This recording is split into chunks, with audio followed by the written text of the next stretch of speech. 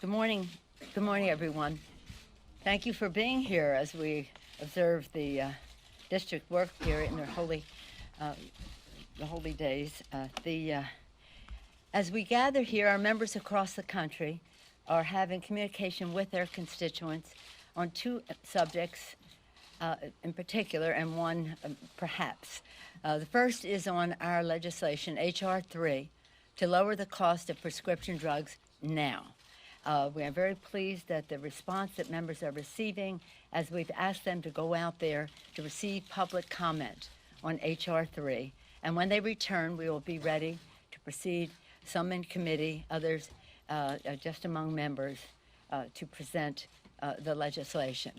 H.R. 3 is important because, as I've said to you before, across the country, you could see grown men cry at meetings because of the cost of prescription drugs. It's almost impossible for them to be healthy and financially healthy with the rising cost of prescription drugs. In the last year's election, this was a very high priority. It continues to be. So when the president says that he can't do anything if he has the threat of impeachment or the consideration of impeachment, I hope he doesn't mean he doesn't want to work together to lower the cost of prescription drugs. It would give the secretary additional powers to negotiate for lower cost. It would end the disparity of cost between what consumers in America pay and what they pay in other countries. It would have a cap on out-of-pocket expenses for catastrophic Medicare expenses. It would also, in the negotiation, not only be for Medicare, but for all, and it would have an inflation rebate that reverses years of increases. So we're very pleased with the work that has gone into it so far by our three chairmen, Frank Pallone of Energy and Commerce, Richie Neal of Ways and Means, and Bobby Scott of Education and Workforce, and many members as well. We will be discussing this again over the break and the district work period and when we return. At the same time, we are making progress on the U.S.-Mexico-Canada trade agreement. This is an issue of concern around the country, and we want to be sure that as we go forward, we are strengthening America's working families and our farmers who are very affected by this. This is not about trickle-down trade. We're not trickle-down economics people. We're not trickle-down trade people either, unless it hits home for our workers and our farmers in terms of enforceability. We can't be there yet. But we are on a path to yes. And as you probably know, on Friday, our task force under leadership of Richie Neal and Ways and Means put forth a counteroffer to what the administration has proposed. When we can arrive at a place where not only do we have our issues addressed, but that we have enforceability that will make it real for America's families and farmers, then we can go down that path. I hope again that the president's saying because of other actions in terms of upholding the Constitution of the United States that he can't work with us because I do think he wants this U.S.-Mexico-Canada trade agreement, and we want it when it is right in terms of enforceability and that we can work together. At the same time, we're hoping that we can renew our conversations about infrastructure, building the infrastructure of America. As I've said, our agenda last year when we ran was for the people. Lower the cost of health care by lowering the cost of prescription drugs. That's what we're doing. Build the infrastructure of America in a green way so that we can increase paychecks, lower health care, bigger paychecks, cleaner government. Well, I think that we can work with the administration on prescription drugs. I hope so. And infrastructure. I hope so. Clean government. That's more of a challenge. So as we gather here today, we are clearly at a place where we are legislating to try to meet the needs of the American people in a transformative way. We are investigating. We are litigating. We also are here today on the one-year anniversary of the Khashoggi, since Khashoggi was killed. It's such a very sad thing. And at the same time, you see the administration schmoozing with the very people who perhaps orchestrated that. Again, it's Yesterday, the Chinese observed their 70th anniversary. At the same time, the president was very positive about that. Well, observing their anniversary is one thing, praising them for it is another when they have serious repression going on right now in China, whether it's undermining the culture, language, and religion of Tibet, whether it's the placing in education camps, 1, 2, or 3, depending on the cause, but at least 1 million Uyghurs, and whether it's the suppression of democracy in Hong Kong and just the violation of human rights throughout China. It's the same fight we've been having for years. For what does it profit a man or a country if he gains the whole world and suffers the loss of his soul? But we seem to be able to ignore the shout out from our soul on respecting the dignity and worth of every person. So I know many of you are here, some of you are regulars, many of you are not. And I said to Mr. Schiff, maybe you should come to all of our meetings. We might get some coverage for what we're trying to do for the American people. But we are very proud of the work of our chairman of the Intelligence Committee. We take this to be a very sad time for the American people, for our country. Impeaching a president or having the investigation to impeach a president is not anything to be joyful about. I don't know that anybody's joyful, but it is a sad time.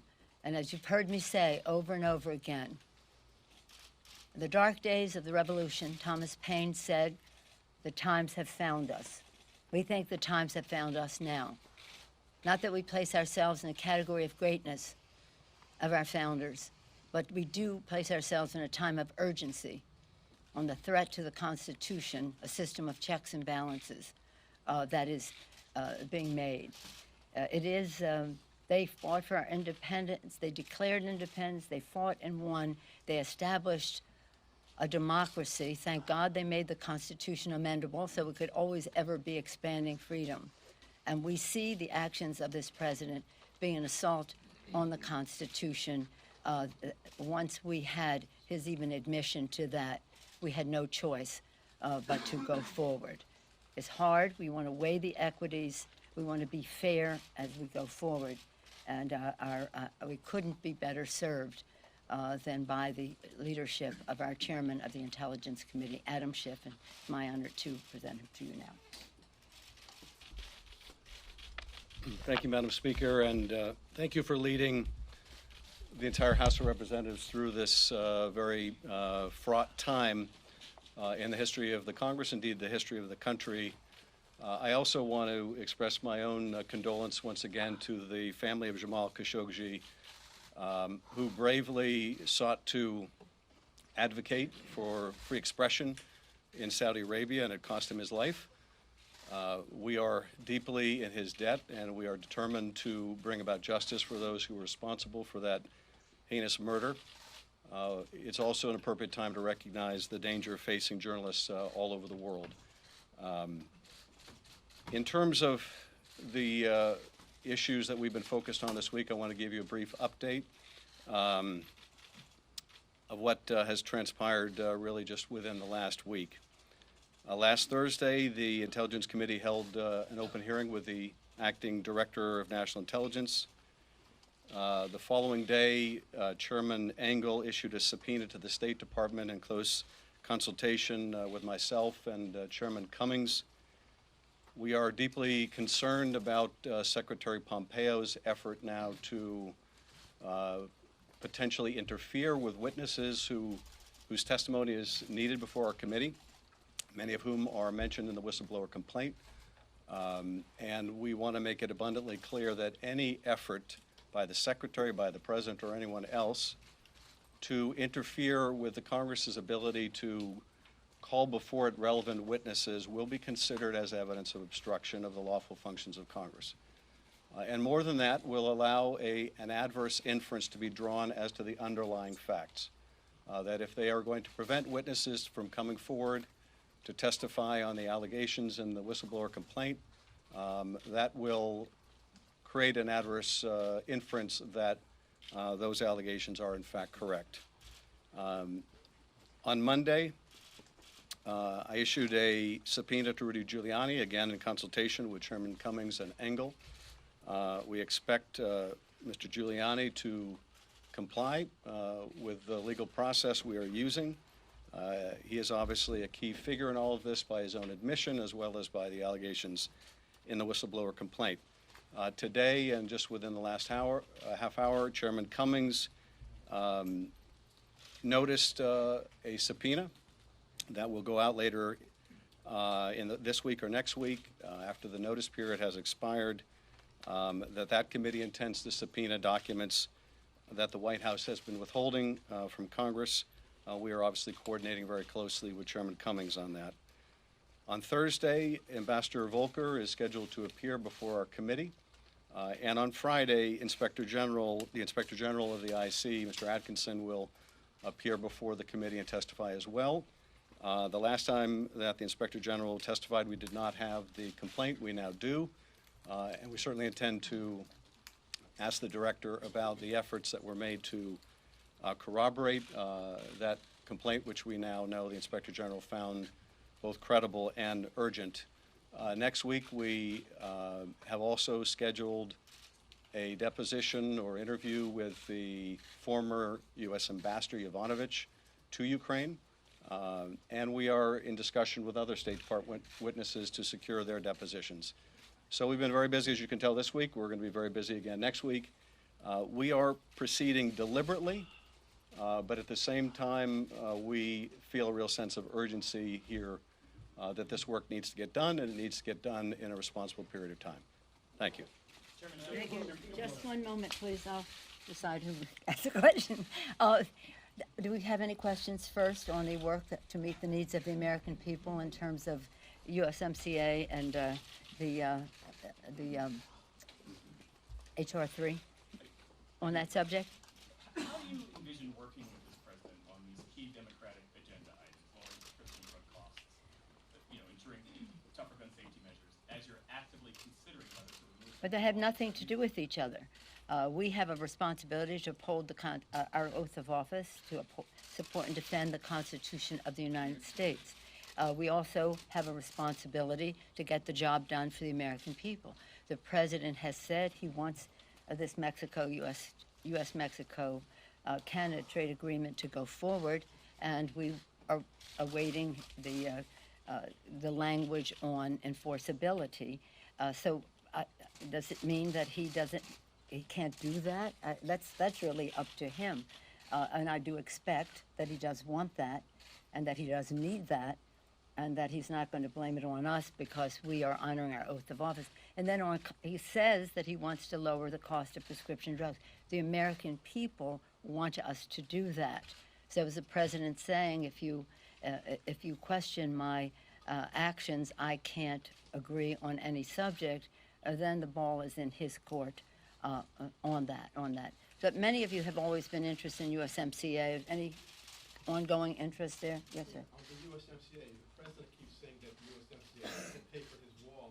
How does money generated by the USMCA work its way into the general fund to be appropriated by Congress? It doesn't. It doesn't. Yeah, it doesn't. Okay. Yes, ma'am. No, I'm not calling on you. I'm calling on this young lady here. Thank you.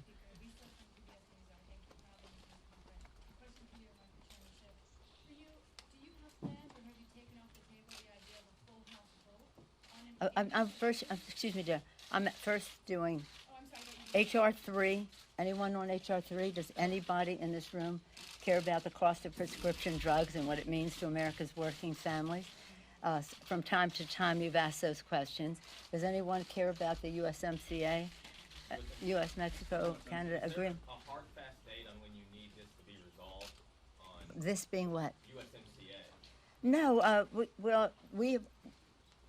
I'd like, we're on a path to yes, as far as the trade agreement is concerned. And at some point, I'm just saying it's either yes or no. We either have enforceability or we don't. But I'm hopeful that we will, and I'm hopeful that it will be soon. Is there kind of deadline you've given the administration or anything? No, well, we have a good working relationship. Believe me, the quiet you hear is progress. And we go back and forth, and over this break, the staffs are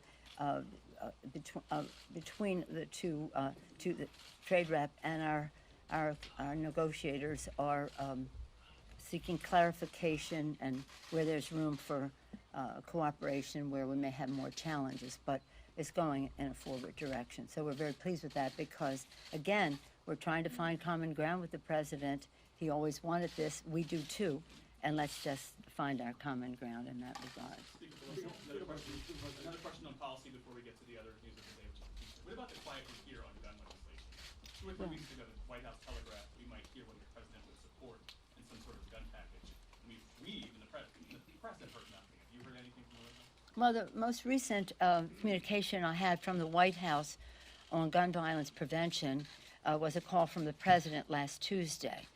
So we can segue from one subject to the next here. He called early that morning to say that how happy I would be to see the progress that he was making on coming to agreement on gun violence prevention. I was curious about what that progress could be. He said he was working with Democrats and Republicans. I don't know of any. I reminded him that we had sent a bill over to the Senate, H.R. 8 and H.R. 1112, 2 pieces of legislation that will save the most lives, and that I would hope that whatever he was talking about was very close to that. Oh, yes, you're going to be very pleased. That's the last I've heard of that. That then point, that is when the president segued into the telephone call in which he admitted that this call took place and that what happened was perfect. I didn't say, I said, Mr. President, it's not perfect, it's wrong. But your admission to what has now been in the public domain informs the timing of how we go forward. So, again, that was the last I heard from them. Let me just say on gun violence prevention, we're not going away until we get legislation signed into law that protects our children. I said to the president on another occasion, on the 200th day of the Chuck Schumer and I called the president on that. That was a couple of Sundays ago. I think like the 15th of September, maybe 2.5 weeks ago. That was the 200th day since we sent over H.R. 8. And I said to the president, I pray for you and the safety of you and your family. And I hope that pray that God will give you an illumination, an enlightenment to pray, to work for the safety of other families in our country.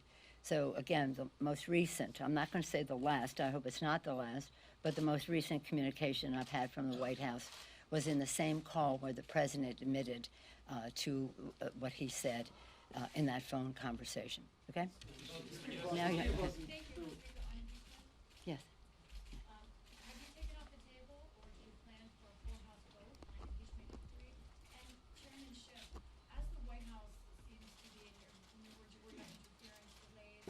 In the past, sometimes it's taken a long time, years, to compel documents and testimony from the White House. Are you preparing to report that, and how do you make sure that that happens, and when you take it as soon as you can? First of all, there's no requirement that there be a floor vote. That's not anything that is excluded. And by the way, there's some Republicans that are very nervous about our bringing that vote to the floor. Just say that we are concerned that the White House will attempt to stonewall our investigation, much as they have stonewalled other committees in the past. It's why I say the White House needs to understand that any action like that, that forces us to litigate or have to consider litigation, will be considered further evidence of obstruction of justice. And of course, that was an article of impeachment against Nixon, the obstruction of the lawful functions of Congress, that is. We will also draw the inference, though, as appropriate, that they are trying to conceal facts that would corroborate the allegations in the whistleblower complaint. So we'll have to decide whether to litigate or how to litigate. We're not fooling around here, though. We don't want this to drag on months and months and months, which appears to be the administration's strategy. So they just need to know that even as they try to undermine our ability to find the facts around the president's effort to coerce a foreign leader to create dirt that he can use against a political opponent, that they will be strengthening the case on obstruction if they behave that way. Thank you very much. I would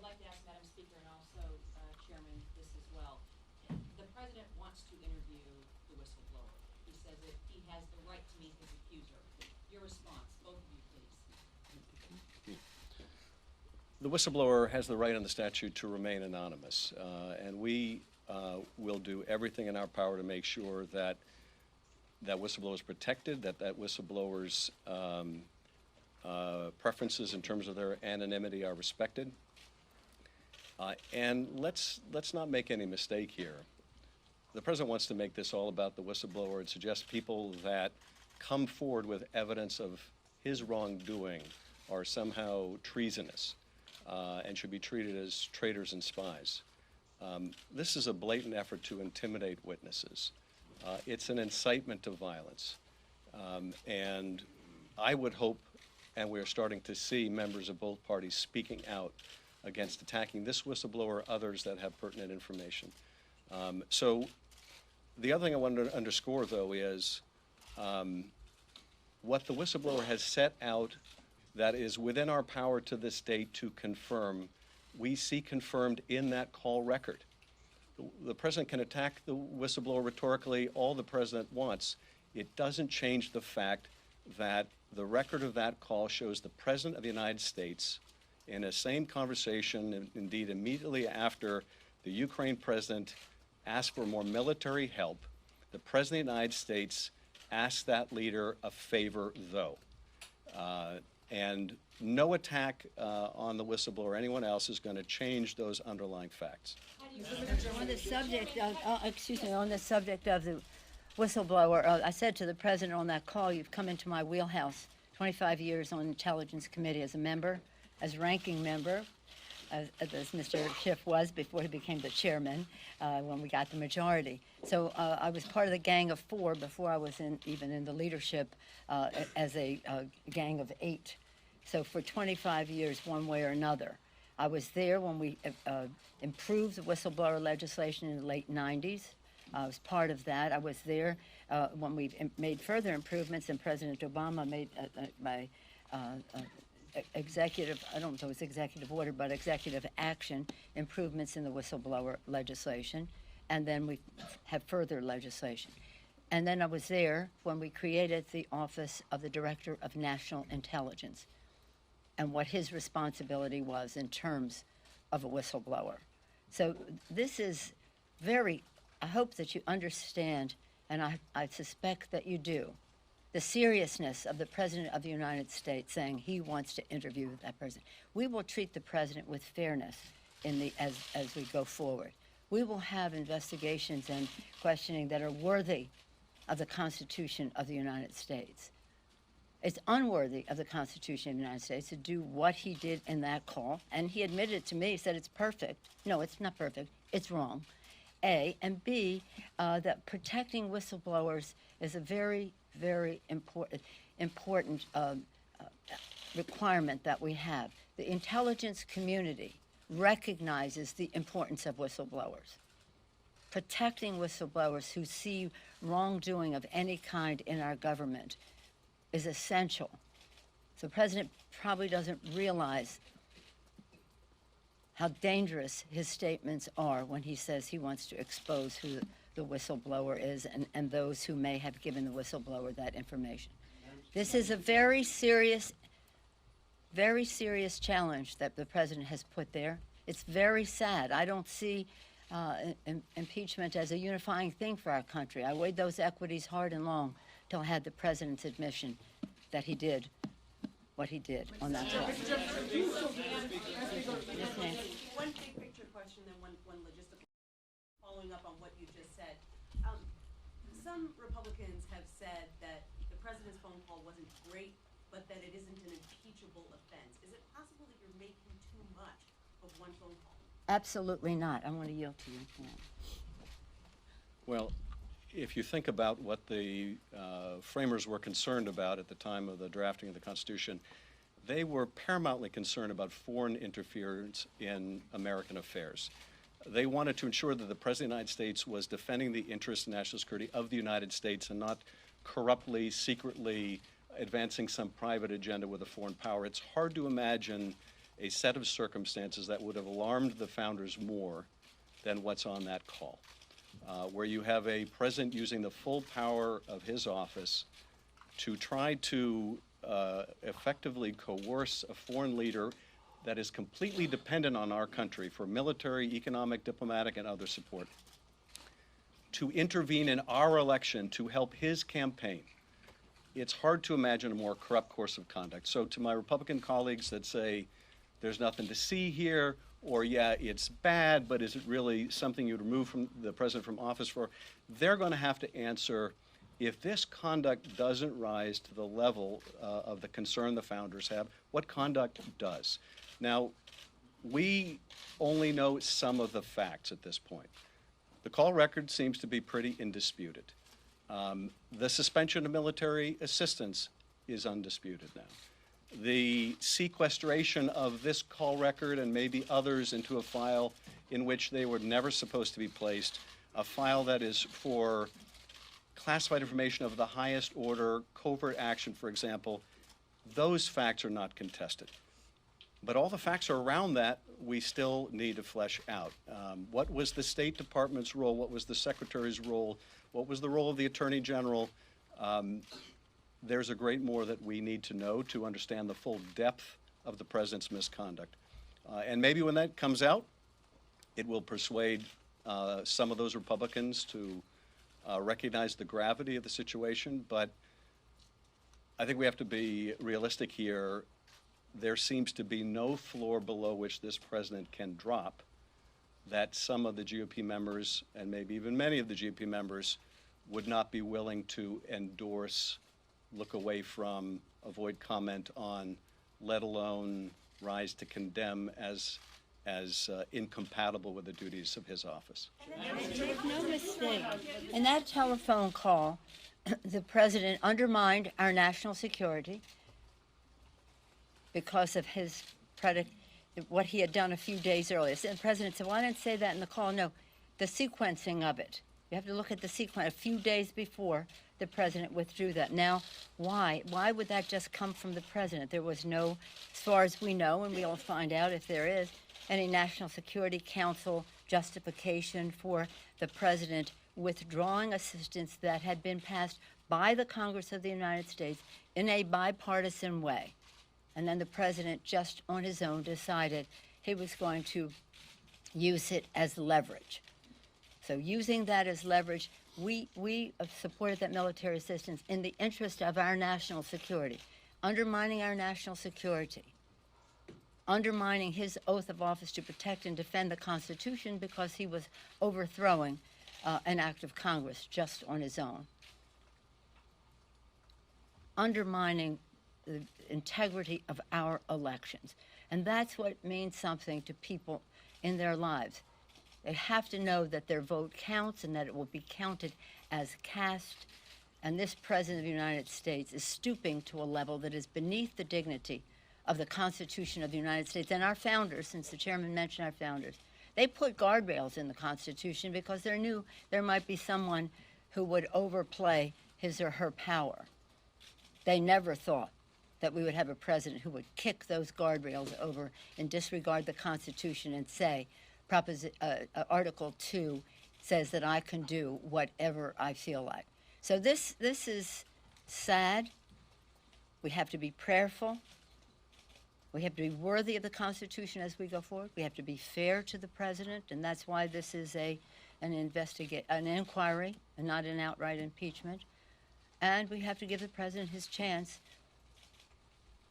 to exonerate himself, but he thinks what he did was perfect.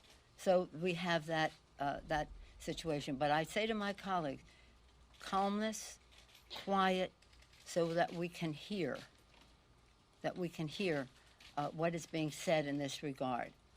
Again, when on that very day, September 17th, that was Constitution Day, a Tuesday, 2 Tuesdays ago from yesterday.